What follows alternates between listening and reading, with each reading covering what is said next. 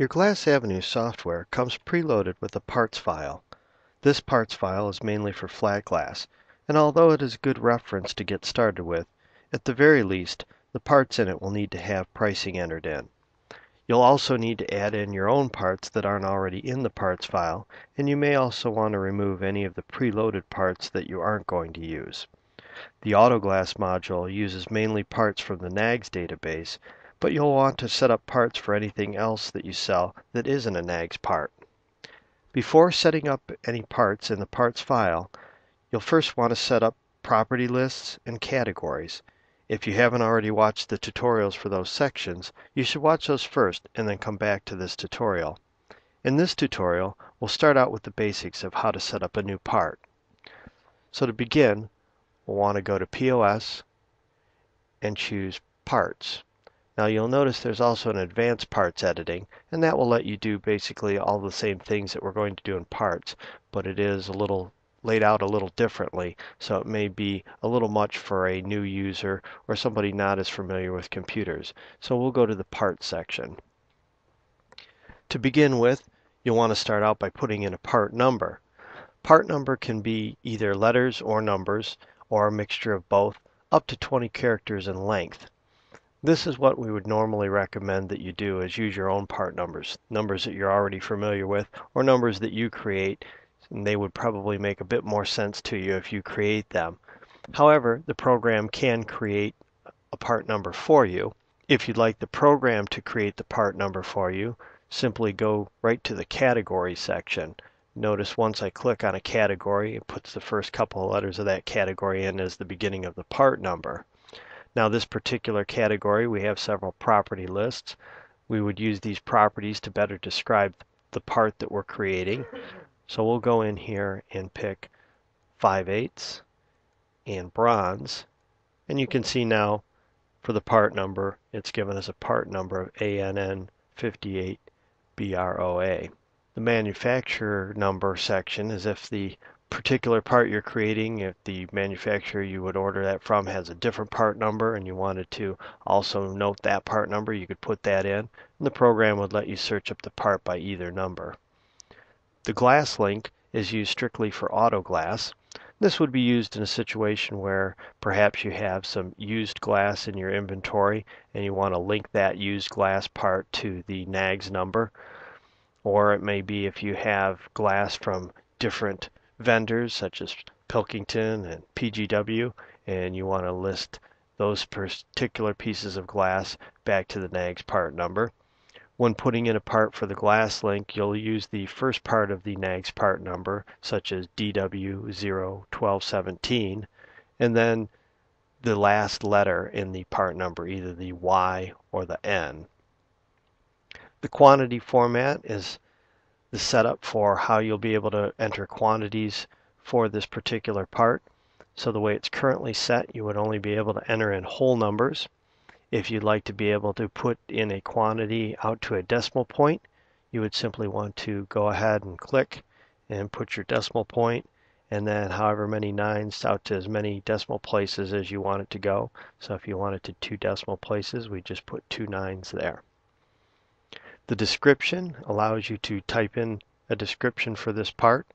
Now the program will automatically put in the category and any properties as the description, so in many cases you won't really need to add an additional description on this particular part. It would put in its annealed 5/8 bronze, which would probably be a good enough description, but on other parts the category and or properties might not really give it the description that you'd want, so you can type that in there. The notes section allows you to add in any notes about this particular part that you'd like, and if you'd like those notes to pop up on the screen so that your CSR sees those notes, you would simply check the pop-up box. Next, we'd want to go to the Prices tab to add in our pricing.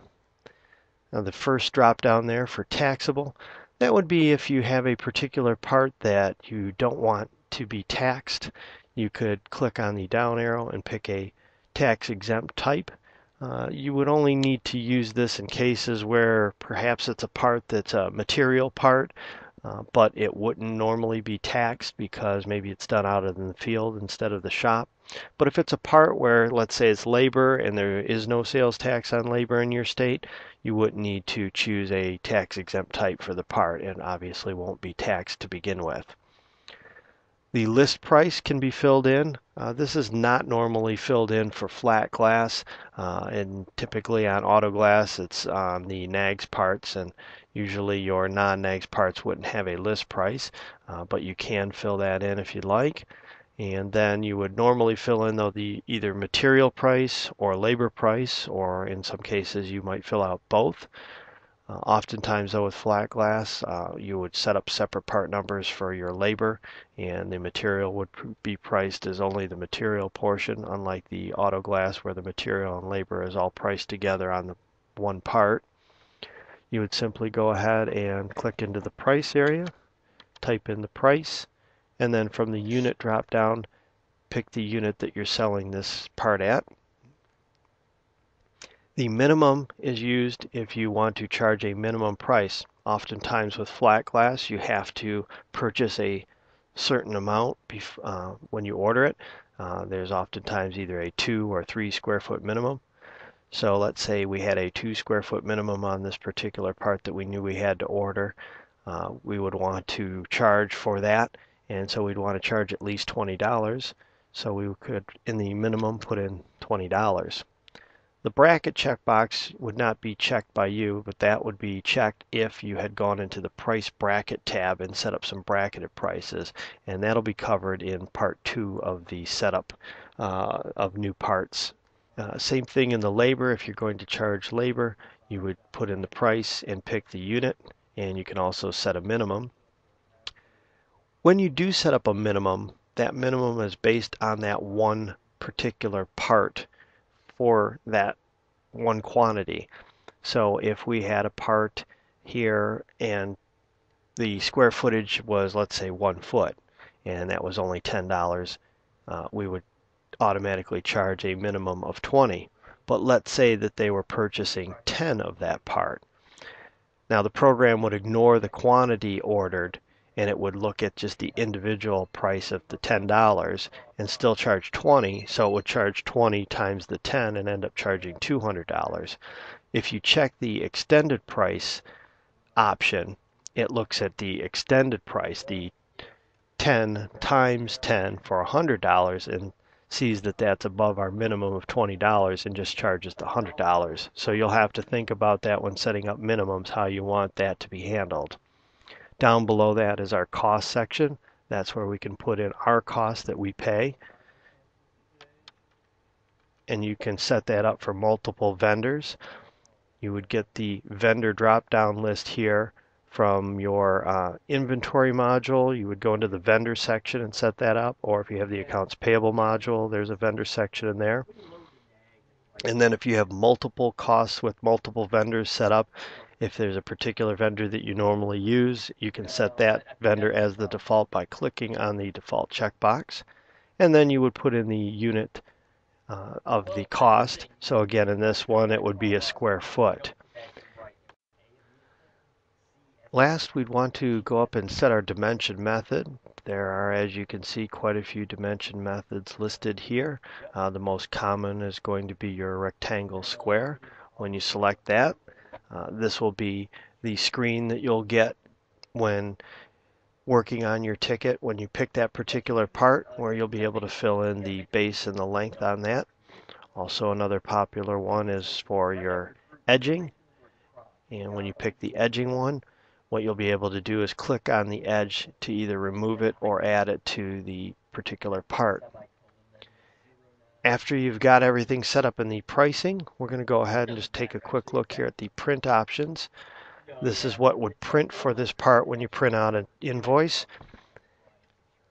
Right now everything's set to print, the part number, the category, and the different properties. So had we typed in our own description, we might only want, say, the part number to print and then our description.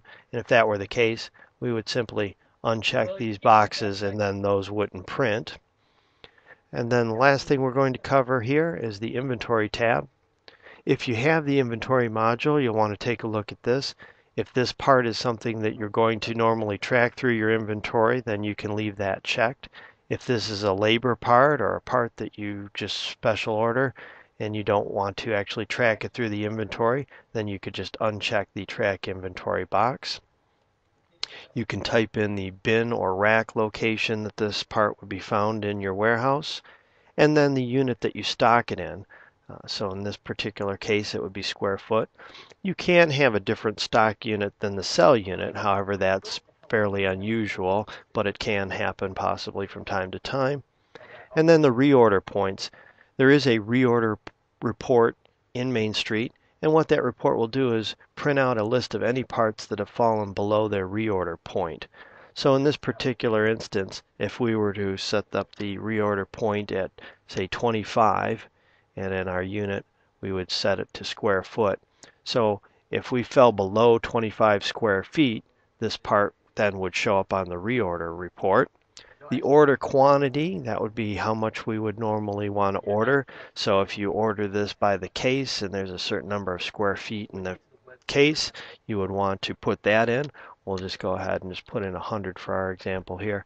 And what it does is it just tells you to order that amount. It doesn't matter where your quantity is at. So sometimes people will think that it's going to tell them what quantity to order to get them to 100, but actually it will not do that. So let's say we were down to 20 square feet. It's still going to tell us to order 100 square feet to take us up to 120 square feet. It would not be smart enough to tell us to order 80 square feet to get us to 100. And then of course you'd pick the vendor that you normally wanted to order this particular part from. And you can add in several different reorder points for different vendors if you would like to, although typically you would only have one reorder point. Then after you've done all of that, you would just simply go up to the top and choose Save to save that part, and now it's in your part file. To find out more about the price bracketing and the related parts, you want to go ahead and watch part 2 of our tutorial section on the setting up of new parts. And also, before you start this process of setting up your parts, you may want to see what's in the Glas-Avenue program already. So to do that, you would want to go under Reports, POS, and Parts List and run this report to see all the parts that are in there. And we'll give you all the basic information on that particular part so you can go through and see what you'll need to do and put in whatever information you might want to first on your report here so that when you go through the part section to do it, you can move through it rather quickly.